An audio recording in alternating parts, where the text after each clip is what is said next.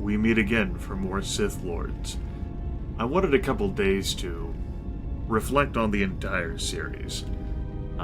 As I noted, this has certainly been my most enjoyable playthrough of the Sith Lords, treating it not as a computer game, but as a story told between one GM and one player.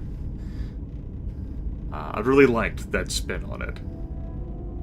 Not just like Jafan and this character, but also like Jafan's player wrestling with the GM over various nuances and quirks about the game. I've also particularly enjoyed the feedback and interaction I've had with viewers throughout the series, has definitely contributed to a positive experience for me. And I'm hoping that can continue, since we are past Trussick's 15-hour request. And we're in free time. The moment I get tired of this game, I will put it down. Which is why I'm not going to suddenly deviate into listening to everyone's story and sifting through influence and trying to coddle everyone aboard the vessel. I did give that some thought, and I think it's important for me to continue responding as I think Jafan would in those situations. And it's possible that he might become invested in the characters himself and want to learn more, but exactly, Jafan. If, I try to pursue every, conversation thread, it's gonna wear me out. I don't know about him. Which means that we'll stop playing. I also wanted to take some time to consider how Jafan feels about what's happened, which is just a giant clusterfuck right now. It's difficult to discern what is real, and it speaks to perhaps his training, or that he has prior experience with severing himself or something. How he can just multitask.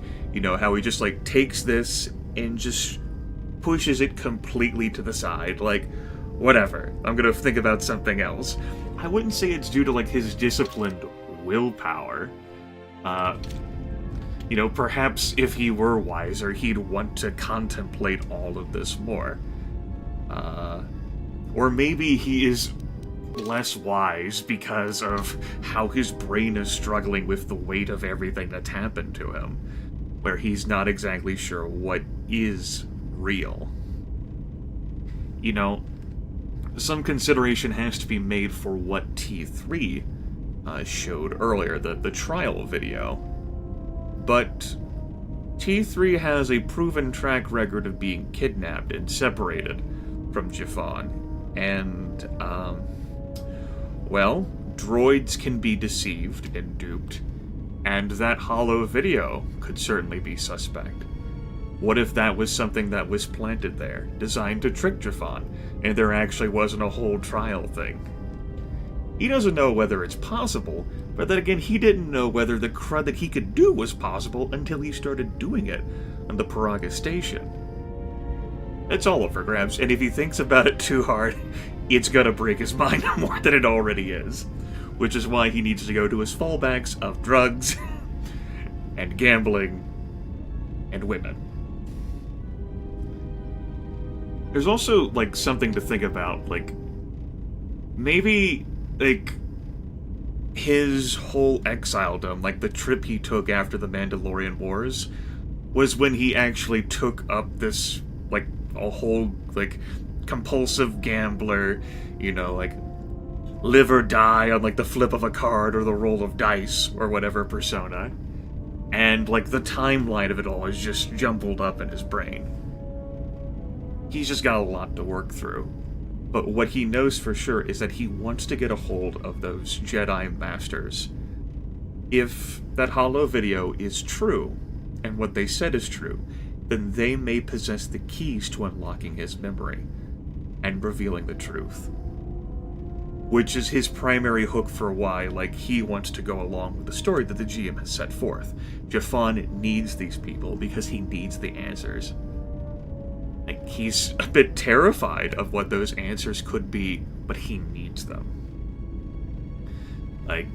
He has drowned himself in enough alcohol and drugs, buried his head in the sand, and tried to forget. And he's doing a bit of that right now as we speak. but he has to make sense of this. It's the primary engine driving him right now.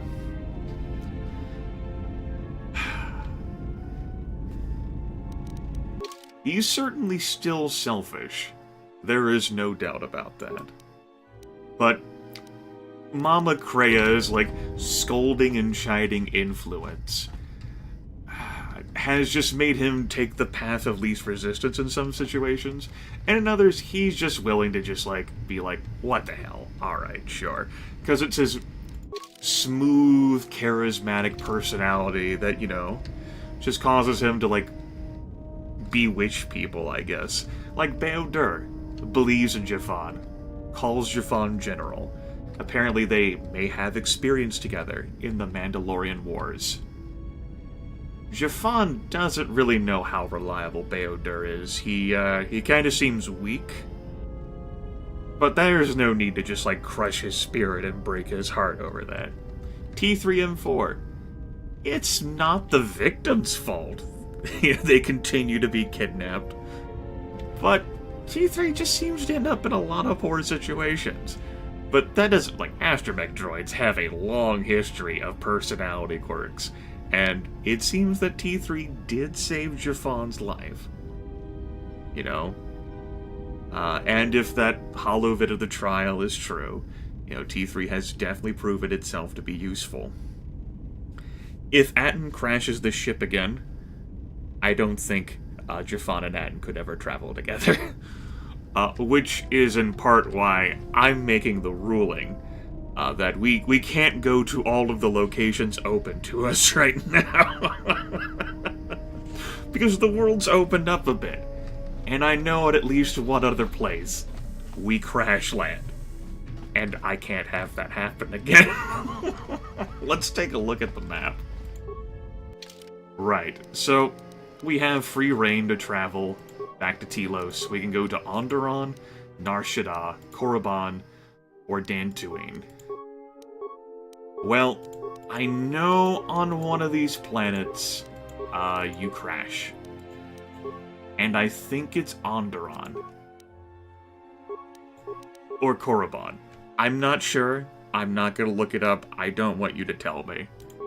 But I'm not gonna visit either of these two locations immediately, because if we get shot down again, I don't know how Jafan would react, and I here just have to take control of the story and make it not go that way. Which leaves us with going to Nar Shaddaa or Dantooine. And I think we'll probably end up going to Dantooine next after I visit Telos and hit up the Cantina. Because Nar Shaddaa is apparently where the Exchange make their home. It does seem pretty dangerous. Jafan is still quite confident that he owes a loan there, and that there are folks looking for him. And although Pazak and gambling, all that's really tempting, that's not going to help him find his answers. And Kreia is always, like, looming back there, her face, like, half covered in shadow, which is a nice, like, segue into how Jafan feels about Kreia. Jafan has strongly mixed towards negative feelings about Atton, mixed towards positive feelings about Bao-Dur, and more positive about T3. In regards to Kreia, though, Jafan doesn't know. Jafan thinks he could kill her, and that he could survive killing her. But with that forced chain effect that was described, when she lost a hand, so much pain rippled through his body. And while he is a very competent fighter and does not necessarily shy away from fights, he doesn't want to feel that much pain. And there's also the slight possibility that he could be wrong, even if he doesn't want to admit that. He's also not sure whether he could get rid of her. She seems very determined to be by his side, directly speaking into his mind and whispering those words of power. She has a strong, invested interest in him, and he's not sure why. she hasn't indicated any interest on hurting him, but he doesn't know her motives. Like, he doesn't know what her end game is.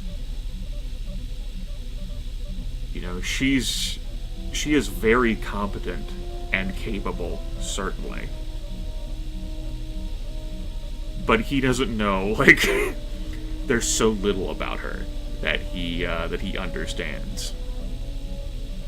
In this particular situation, it's like, keep the most dangerous elements around you as close to you as you can, and also because she's probably safest as close to him as she can be, because when she gets hurt, he gets hurt, due to that forced chain effect.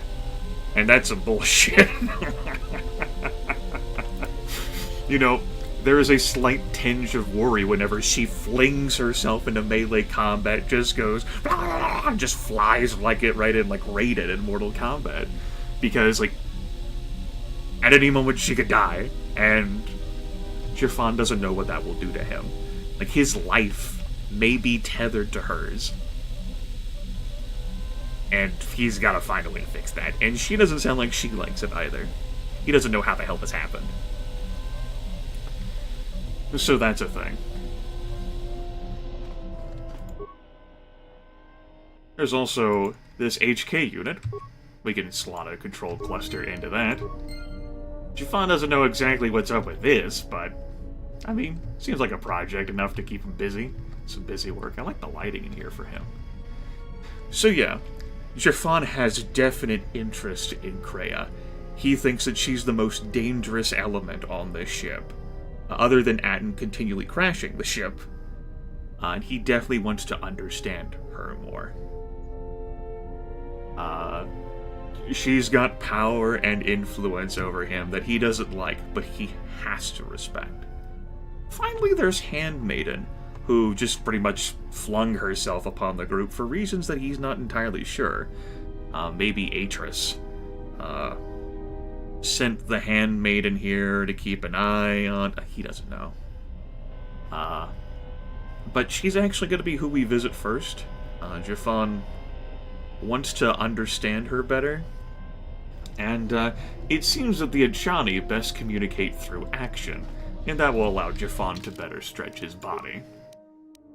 So, let's put on the gear, shall we?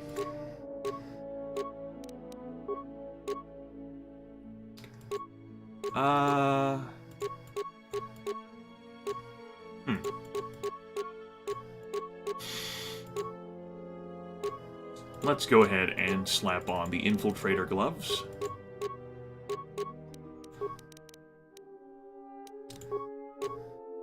I'll slap on that Apprentice robe, though I'm pretty confident it's just going to be taken right off of us. And it's not exactly as if this melee shield is going to give us any help either, because when we communicate with Handmaiden, we're not going to be able to use any items. And the fight versus Handmaiden is going to be fairly difficult. Because, remember, auto level up is on. She's been raised up to level 11 from her base level. Which means that whenever I fight her, she's going to have all of her level 11 stuff. She's going to deal a lot more melee damage with unarmed. That's going to be her strength. And it really will be luck as to whether Jafan can defeat her. And, I know what my guns are. Also, I discovered that, I can't put people in my party and still use this stuff on the ship. So whenever I do go to Telos, I'm gonna have to, like, slap people along with me. You know, Kreia will come along, unless I just feel like making her wait on the ship because I'm not going that far. You know, someone like Beodur and Atten, and I've taken a look at, like, various items that I want to craft and, like, slap into my blasters. I got a fair good idea of what I want to use. Alright. Hello, Handmaiden. Yes? Can you teach me some fighting moves? Training is something reserved for certain caste members of the Achani, but I do not see the harm in instructing you in some basic principles. I do not understand how you and Atris fight, but I will instruct you on how Achani children are raised on warfare.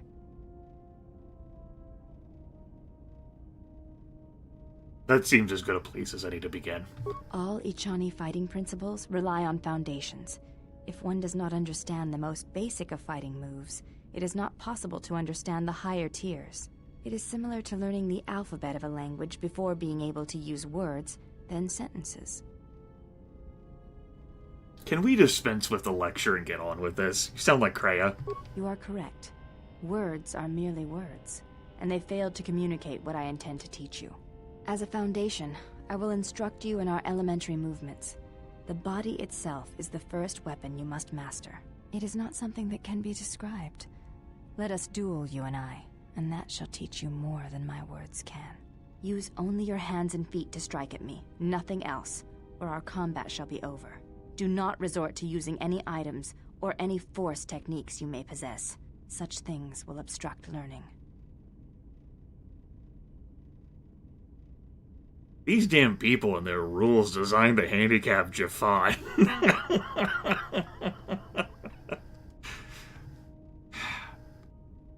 Hope you're ready to hit the floor.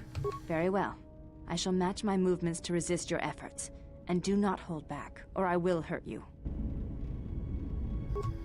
It's time. I think the only shot Jafan has, besides luck, is to do power attacks here. He has to deal more damage. 193 vitality versus hers, and I don't know her exact count. Let's get to it.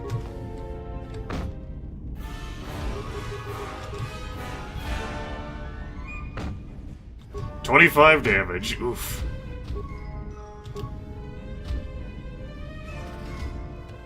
Alright, a series of misses here. Jafan definitely has to hit. Can't be having all these misses. Although her missing consistently is a pretty nice sign.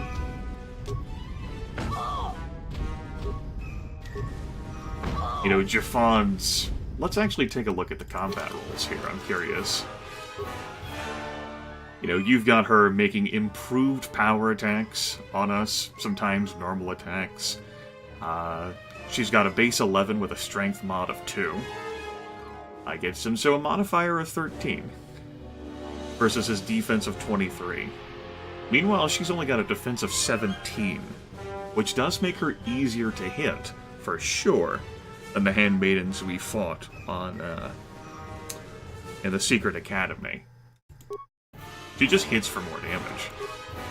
Like, if we look at her damage rolls here... what's the last time that she hit us? It's been a bit. Yeah, damage breakdown.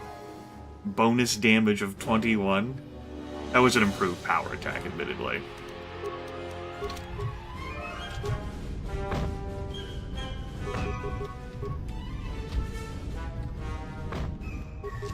$27 damage? Oof. Since I checked out those combat rolls, things are just going awful. And, like, all those improved power attacks are definitely the way to get through Jafan's immense hit point pool. He's got 55. Whew. You fought well indeed. You have caught the principles of the style by watching and anticipating my movements. Before you go, there is something I must know. Why did you go back? Face trial? Because I felt they deserved an explanation. Maybe I had to hear me defend myself, just be certain. I guess I thought maybe they could help me. I'm not exactly sure. Let them look upon me and see what war was and how much hatred I have for them. Only to show them their own weakness and cowardice. I'm not exactly sure. I do not understand it myself. It was always something I was curious about. To walk to one's own sentence willingly? It is a brave thing. I'll be going. We actually got influence with her. We can spar with her 2 more times. But that's not right now. I think those other spars are unlocked at later levels. Let's go ahead and put our robes back on. You'll notice that she's not putting her clothes back on. As a matter of fact, I think her clothes, by the way, Handmaiden staff, I think her clothes are labeled a bit differently in here. If I can Maybe they're not. I thought maybe, like, she had, like, a separate, like, clothing entry. Yes? You think you could put some clothes on? I fail to understand the problem. I had heard the Coreward systems had customs concerning modesty, but when training, such customs are not practical or efficient. I disagree. In fact, if you don't train while encumbered, you are crippling yourself. This is why whenever I took off my clothes at the Secret Academy, or before that, I became stronger, because I was used to wearing encumbering armor, and then I unleashed my full potential. That's why I'm more dangerous to face during our training sessions. I can see no fault in your reasoning. I do have bulkier clothes. Will this do? Those look like Jedi robes. They suffice for training purposes. They belong to my mother. They belong to your mother? Who was she? She was the one my father followed to war. She was a Jedi. These are her robes. I have not worn them since they came into my possession. They are the only thing of her that I possess.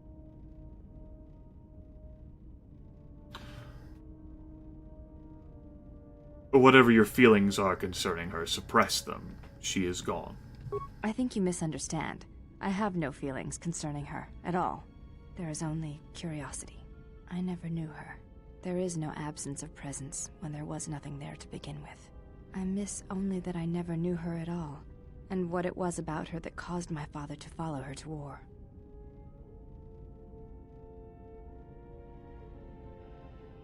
Alright, I'm actually curious. You may ask.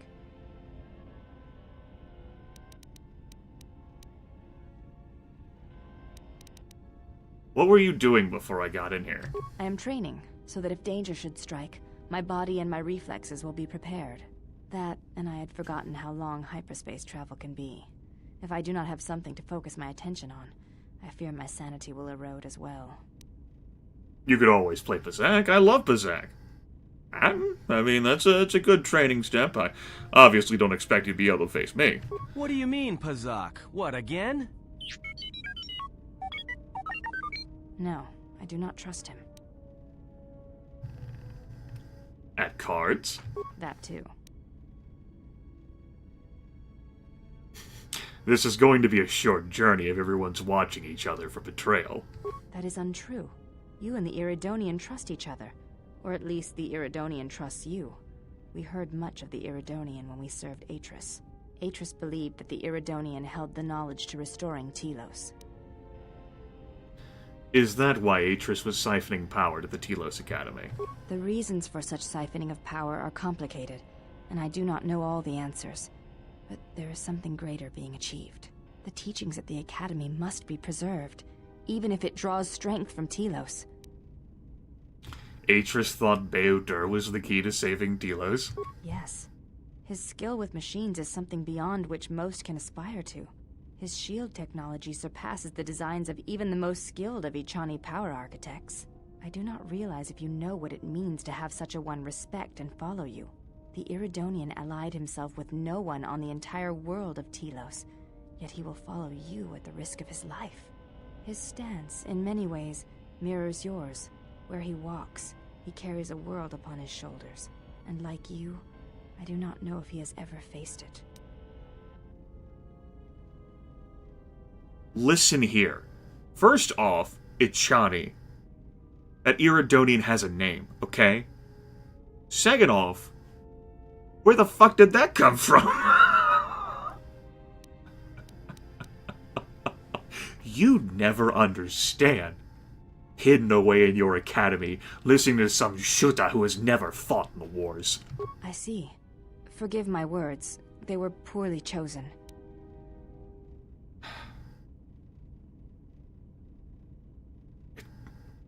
It's just difficult to describe to someone who wasn't there.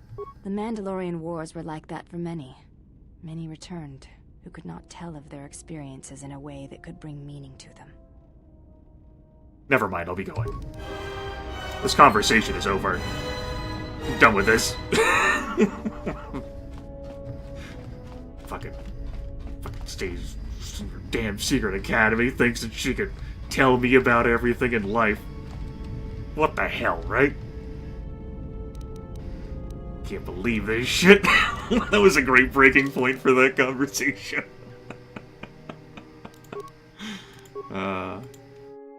Damn it.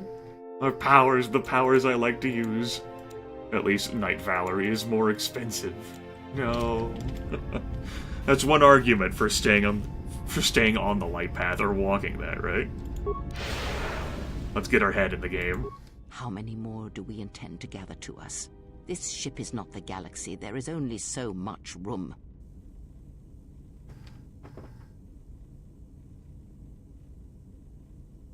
It is not my fault if they follow me, Kreia. Is it? Perhaps you are wrong. They will follow you because you are a leader. Their kind always needs such, even when the figure deserves no such obedience. What makes you think they obey me, Kreia? Because I am not blind, that is why. I see what they see, hear their voices when they speak to you, and notice the change when they speak to others. How do you know that? I know many things, and I know what I am not. I am no leader. I speak with a voice that will never move others. I speak with a passion that goes unheard. They obey you because you are a leader, and perhaps something more. Have you noticed what has been happening? Have you felt it in them?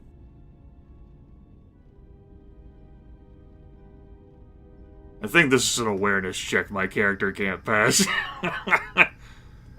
Is something happening to them? They echo you, either fighting or surrendering to their feelings, their loyalty, their duty. Your mere presence serves as an example to them of something to uphold or something to fight against. Watch them carefully, see their patterns, and recognize the strength in it. Influence can be a weapon, one that you may need before your journey is done.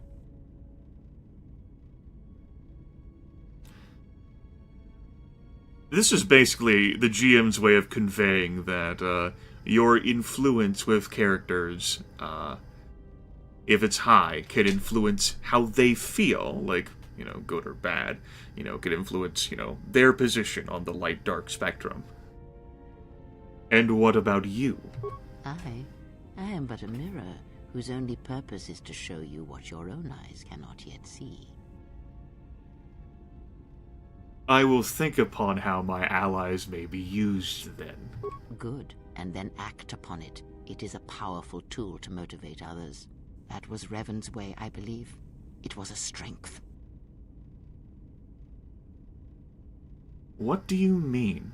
A discussion, perhaps, for another time. Fine. Hey, I'm not done with you yet. You are spending time with the servant of Atris. It's 5 seconds in this conversation. So what? I knew her mother. She was a Jedi Knight, a master, named Aaron Kai. Jedi are forbidden to have children, and when the crime finally came to light almost a decade later, Kai was exiled. She joined the Mandalorian Wars after the shame of her birth was revealed.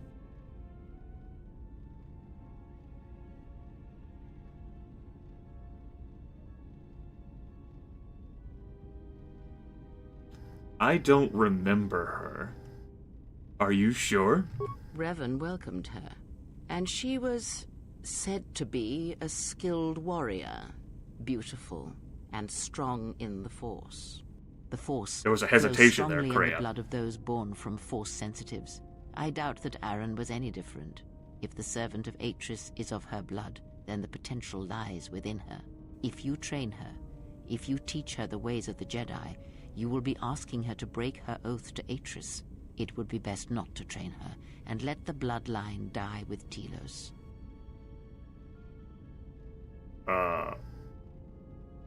Excuse me?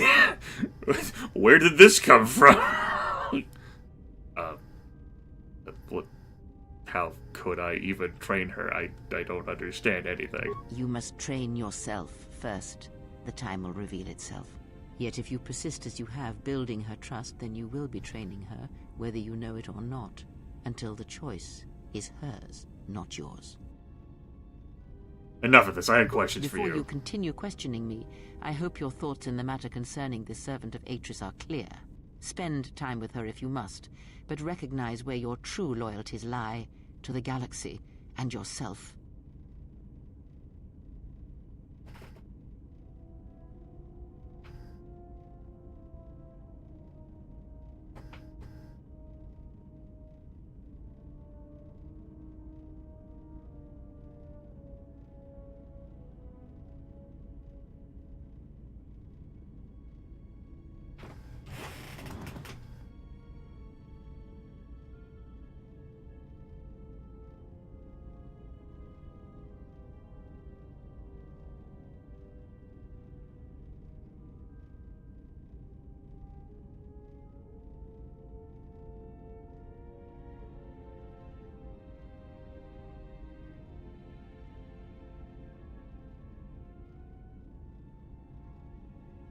I think Jafan wants to say 3, but is a little afraid to. So, petulantly, just sort of like as a weak sentence, like a weak statement to make, just toss something out of his head. Jedi have no such attachments. Ah, so then perhaps I was mistaken in my judgment. Never have you wondered what it would mean in the Ichani rituals if the two of you sparred and fought, and you won, completely and utterly? If perhaps she would give in, surrender herself to you? Few are the thoughts that can hide in the shadows of your mind. Exile. And such passions are not strength, but erosion.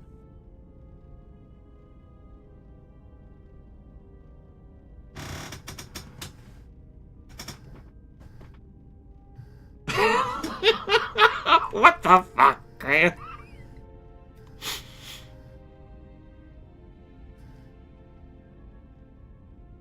Perhaps, and perhaps not. We shall see. I cannot help but hear you at times, and such curious thoughts they are, not at all like a Jedi. But I shall keep such thoughts to myself, I think. And you should as well.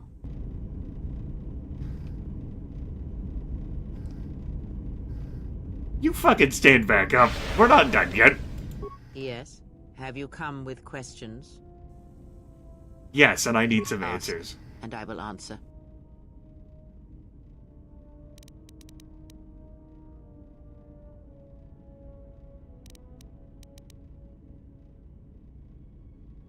Kreia, what are you? Are you a Jedi?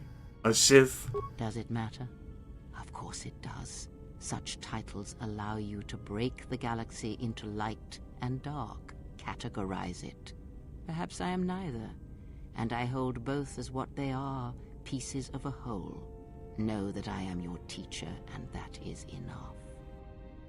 Then what were you? What do you wish to hear? That I once believed in the code of the Jedi? That I felt the call of the Sith? That perhaps once I held the galaxy by its throat? That for every good work that I did, I brought equal harm upon the galaxy? That perhaps what the greatest of the Sith Lords knew of evil they learned from me? What would it matter now? There is only so much comfort in knowing such things, and it is not who I am now. If the past is as important as you claim, then I would hear yours.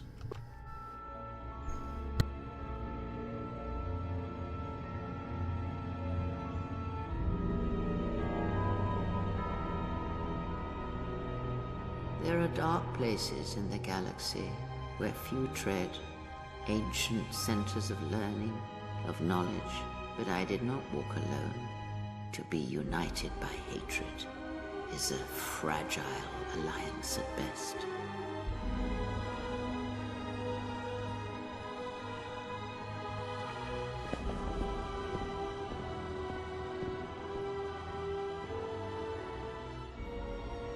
But my will was not law.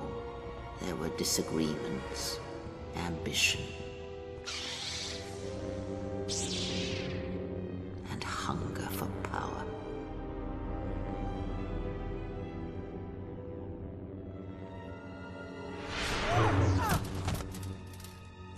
techniques within the Force against which there is no defense.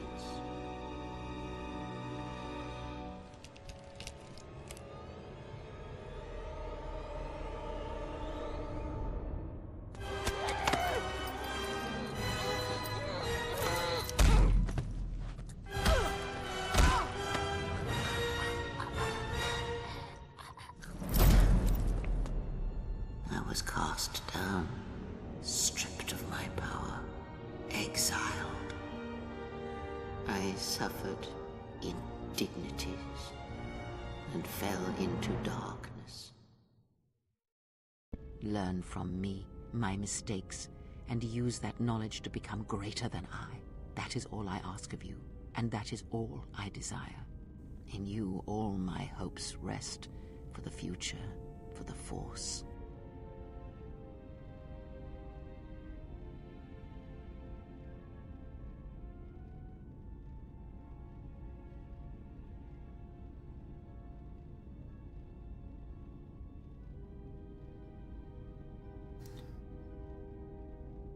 I need more than that, Kreia. If it means so much to you, then this I swear to you upon my life, upon our lives, that when your training is complete, I will answer everything. There shall be no more shadows between us, only truth that exists between master and apprentice. Alright, I'll be going now.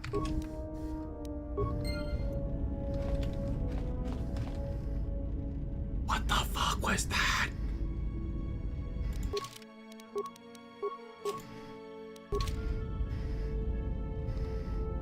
Are you fucking kidding me? She's in exile too? Her storytelling was so vivid I could feel it in my brain.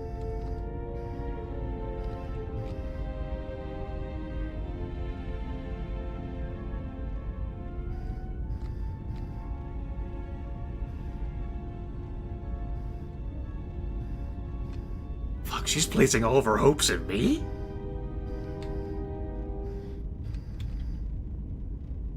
I knew some people live vicariously through others.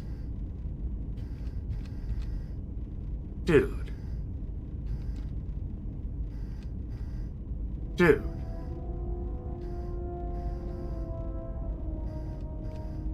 Alright. Just gotta keep it together.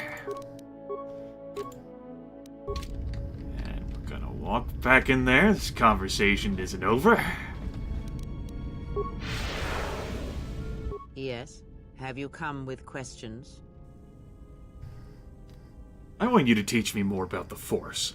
Very well. What is it that drives you?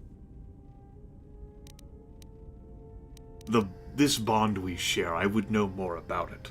I confess its nature eludes me as well, but the bond is strong, and its roots run deep. It seems that at times of stress and... I feel as if this question has been asked and answered anyway. Very well. Listen. KOTOR has been really on me about this whole, like, how I feel super incomplete, and I feel as if this would really shut him up. I want to build a lightsaber. Indeed. A Jedi tool and a Sith weapon. And why do you need such a thing?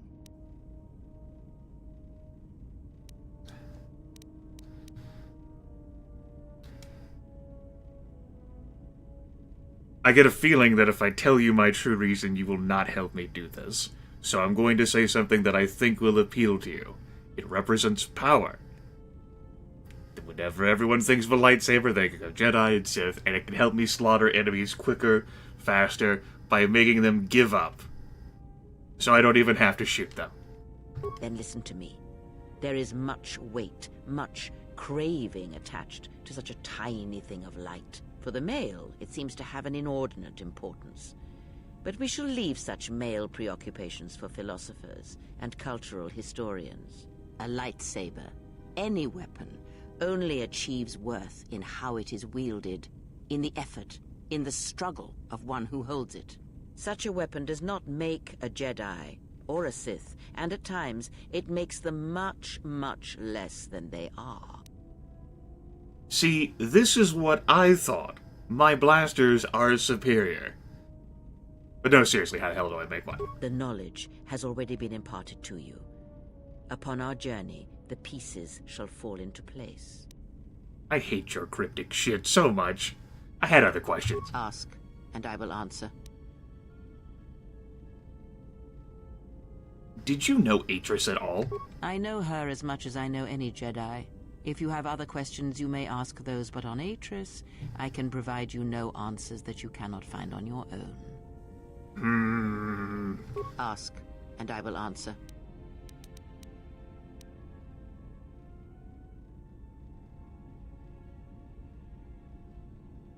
Do you know anything about the Sith who pursue us?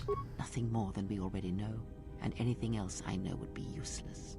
There is danger in such knowledge, even if I was certain of the ones who hunt you. Ask, and I will answer. Did you know Revan? I misspoke before, and I do not wish to choose my words unwisely again. Leave this be.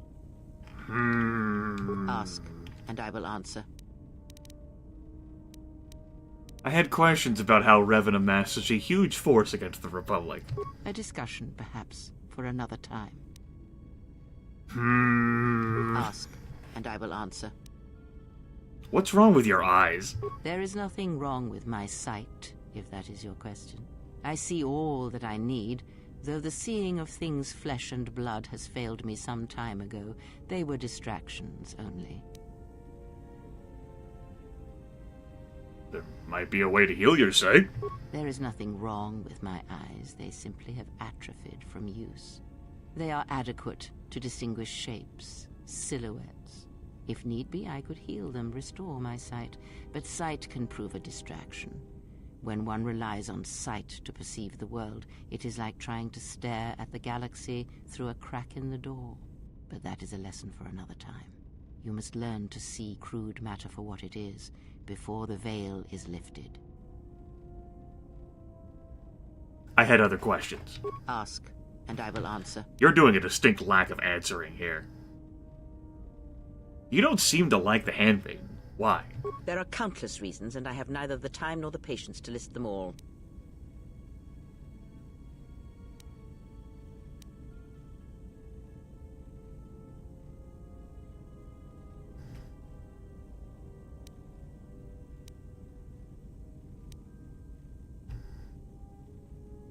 Alright then, well, perhaps we should stop talking about it and simply eliminate her, Kreia.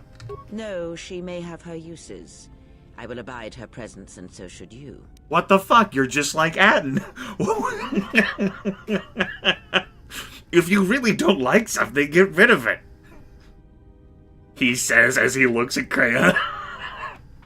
Why do you say that? Because Atris is a threat. And as much as she would try to use us against you, so may we use her servants against her. Do not see every enemy as an enemy. See them instead as an ally, whether they realize it or not. This situation may yet work to our advantage.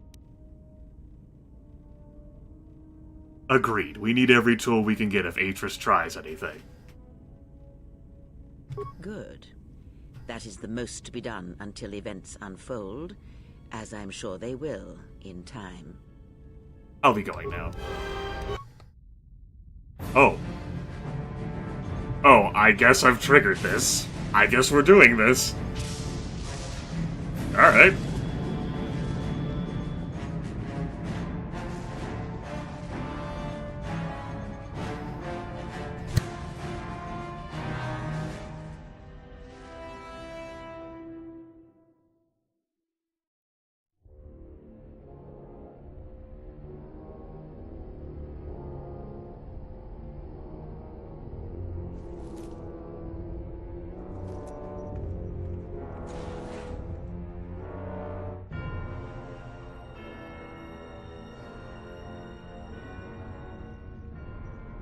I have felt it too, my lord. A disturbance in the Force.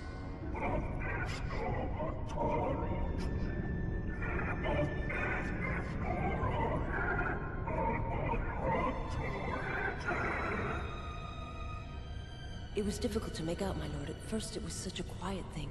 I did not notice it. But now I wonder if it has always been there. I merely could not hear it before. The sound built so slowly, yet when you listen for it, you can make out the strains, even over the background life of the universe.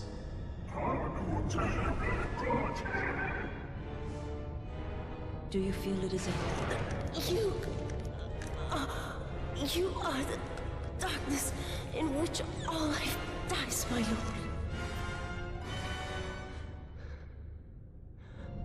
All life exists to feed your power. And my life is yours. I beg you, please. Let me die.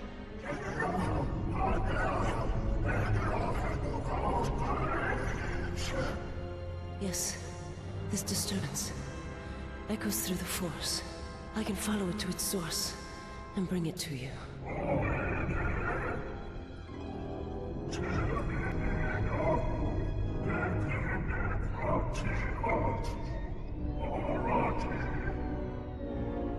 I will leave at once, my lord.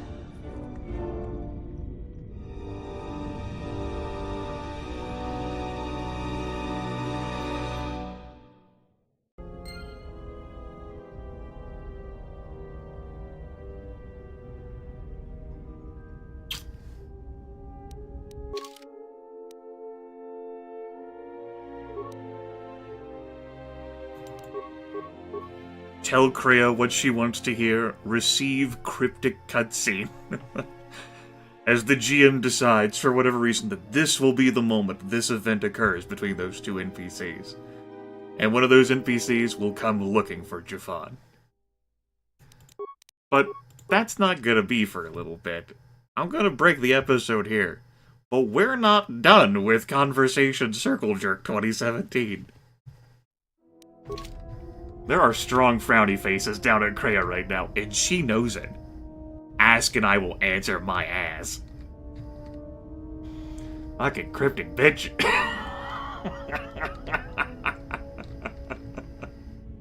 What the hell is her problem with Handmaiden? Is Handmaiden the best way to get back at Kreia? Oh, that'd be some shit. If we just befriended Handmaiden and did everything we possibly could for the sole express purpose of trolling Kreia.